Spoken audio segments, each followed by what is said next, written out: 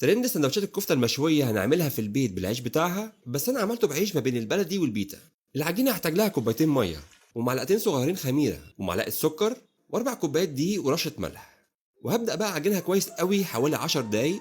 دي اهم حاجه انها تاخد وقتها. عايز قوام العجينه يبقى بالشكل ده. هرشها بقى من فوق دقيق واغطيها من ساعه لساعه ونص تخمر. في الوقت ده بقى تعالى اعرفكم على ضيف الجديد، عجان رافال بموتور تايواني 2200 واط 6 سرعات. ده غير حساس الامان ضد السخونه، يعني مجرد ما يسخن هيفصل.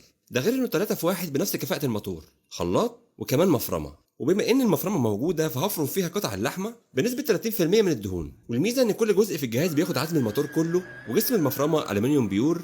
واهم حاجه ان الجهاز عليه ضمان سنتين.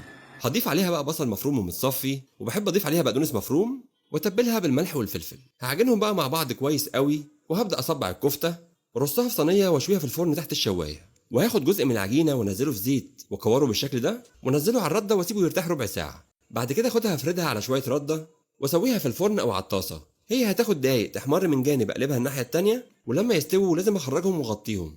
اقدر بقى افتحه واعمله حواوشي، بيبقى خطير.